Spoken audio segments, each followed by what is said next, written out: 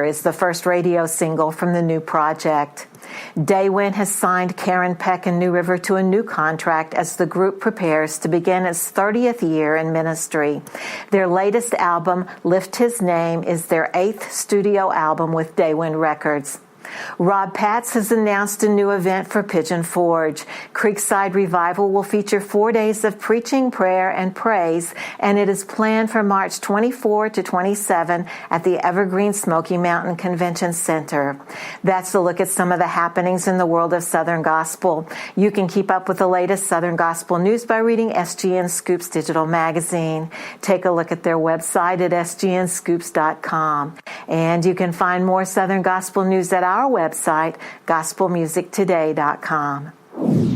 We have been on the road. Yes, we have. We've been out to Stanley, North Carolina, to the Glowsville Gospel Concerts, and we heard the Cragans. I believe you have a clip. Yes, we do.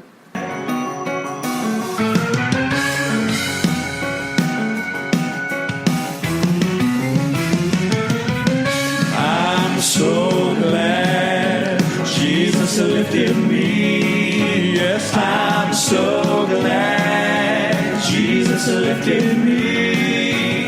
I'm so glad Jesus lifted me. Singing glory, hallelujah. Jesus lifted me.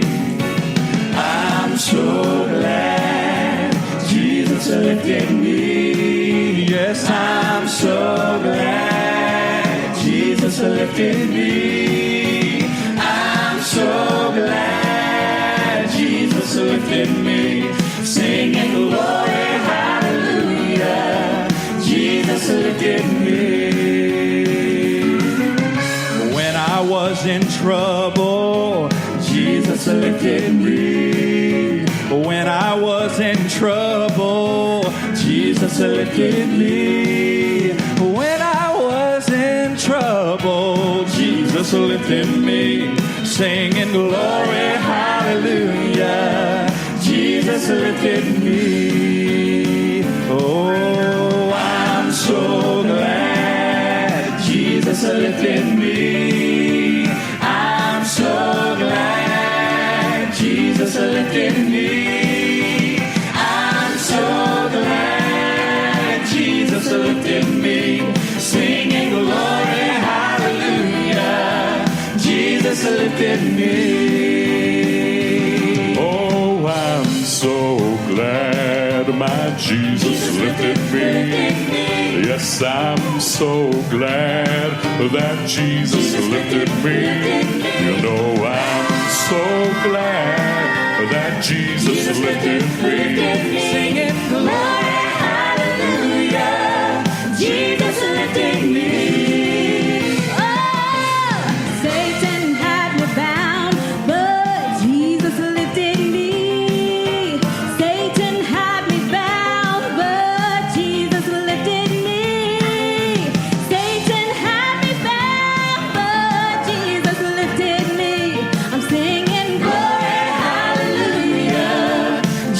Lifted me.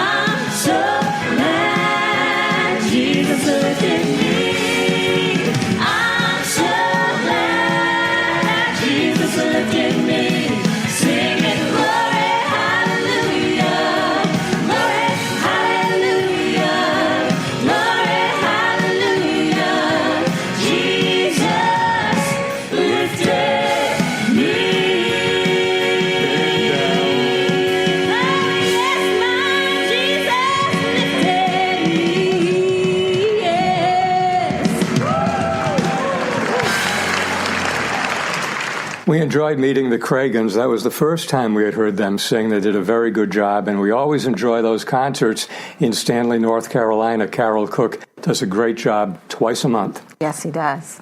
Who has a birthday this week? Happy birthday to Matt Fouch. Matt sings with Legacy 5, and his birthday is November 12. And we wish a happy birthday to all our Southern Gospel friends. We have more exclusive concert video coming up on Gospel Music Today. But first, Jean has been listening to some new music. The Journey is a new CD by Reborn from Arkansas. It opens up with From the Top of Calvary's Mountain and also has God's Got This and Don't That Sound Like Heaven. My favorite is I Came Through Another Storm, which was written by our friend Joyce Johnson. That's The Journey by Reborn. This is a concert update from Gospel Music Today. Karen Peck and New River will be at New Haven Church in Gainesville, Georgia on November 20 at 6 p.m. If you're looking for a concert near you, check the search engine at gospelgigs.com, and you can always use the links at our website, gospelmusictoday.com. The Joyful Hearts, a Southern Gospel trio, consists of Donnie and Brenda Fox from Cullman, Alabama, and David Bates from Hartselle, Alabama. The group has been traveling and sharing the gospel of Jesus Christ through song and testimony for 27 years. For them, there is no greater blessing than to see souls saved and lives changed through what God has chosen them to do for His glory.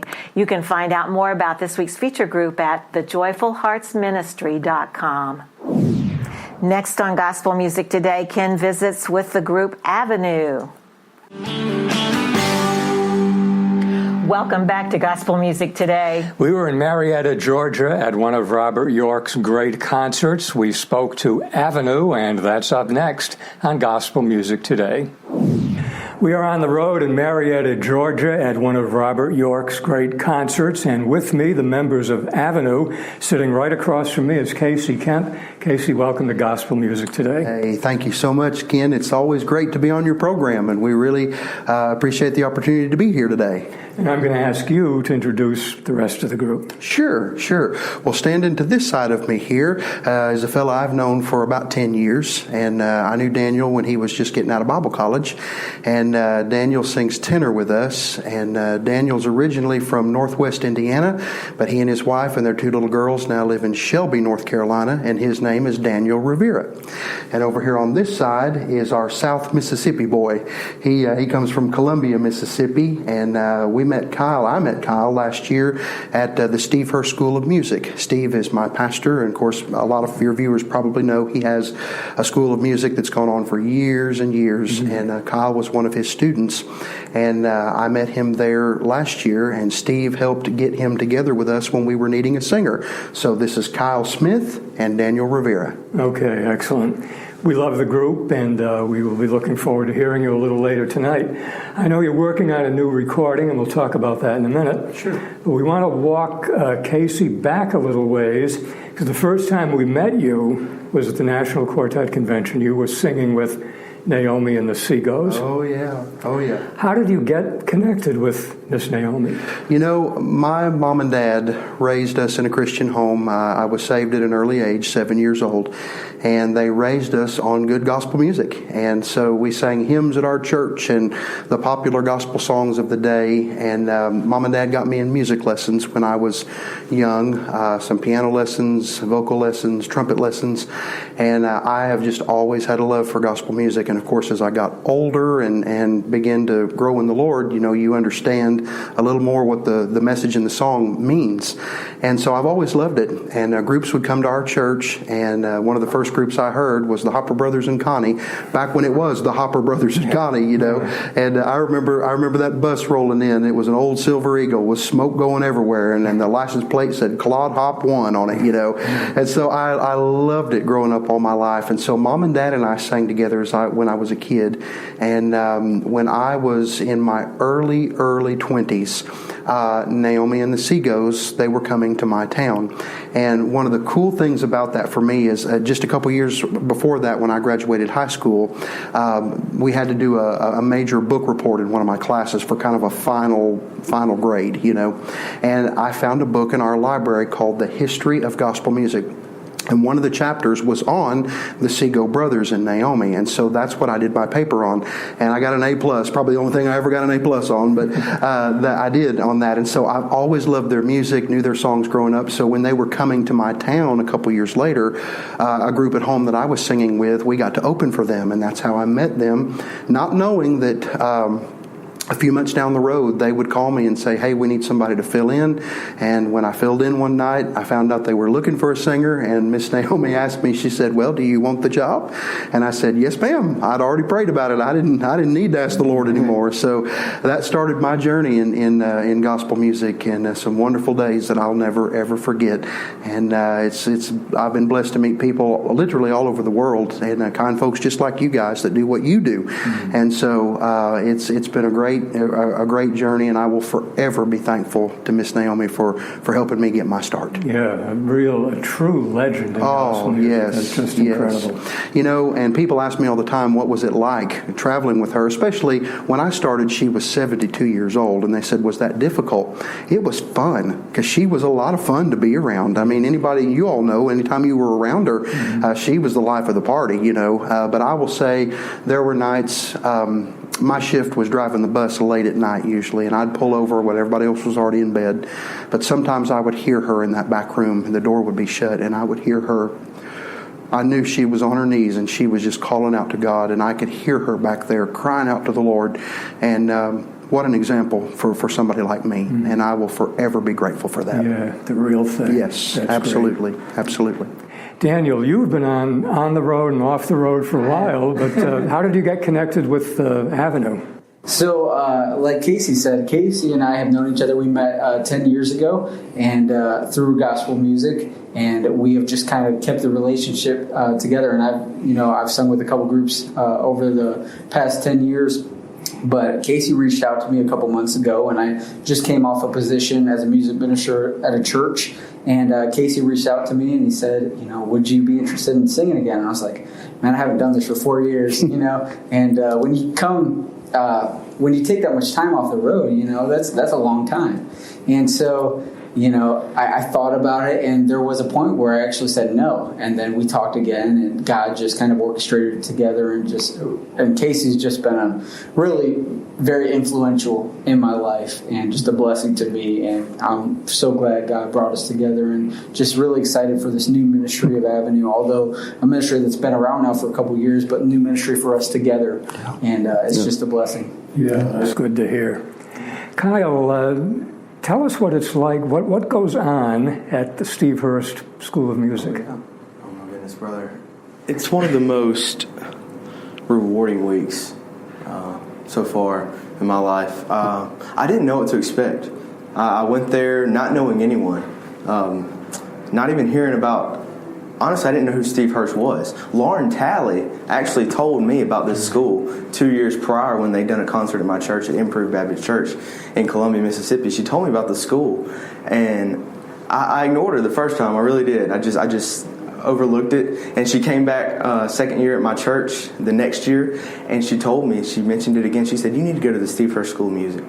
And I said, okay. So my church actually funded me to go, and I appreciate them, and I love them.